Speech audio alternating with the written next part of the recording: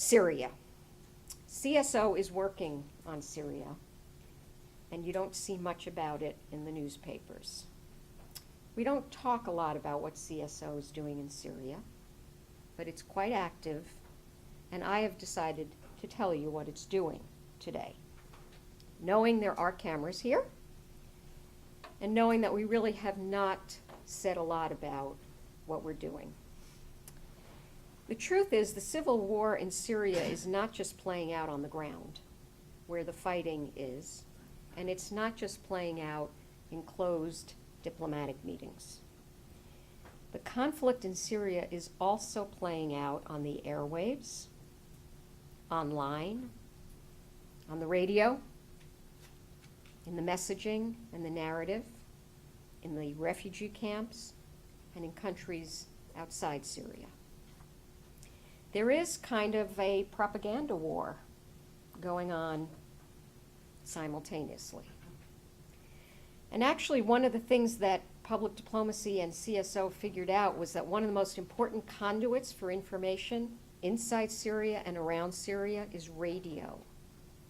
We're all so obsessed with blogs and tweets and websites, and yes, there's some of that. But the real vehicle in the region is radio. I see Mark Brender from my ABC days, and when ABC radio was such a powerful mechanism.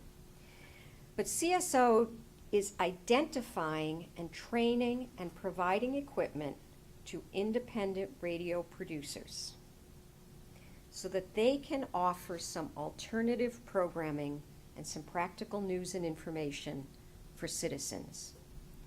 It's good conflict prevention and mitigation, and it's good public diplomacy. We're not only providing tools for vital information to reach Syrians during the conflict, what we're trying to do is move that telescopic setting to the mid and long by saying that when political transition occurs in Syria, there will need to be a diversity of independent broadcasters capable of explaining to the Syrian public with reliable news and with an understanding of free expression what is happening. And so difficult as the situation is, we are using public diplomacy to reach refugees, communicate with diaspora, help Syrians inside the country, and help explain that humanitarian assistance story. One last thing we're doing in Syria, which many people would say, really, amidst all the chaos, the horrific deaths, you would actually be thinking about culture and art? Yes, we are.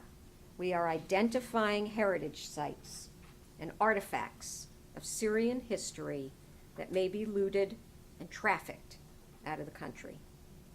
We learned from Iraq the importance of monuments, museums, the importance of the elements of a nation's identity when it goes to rebuild that heritage. We understand memory.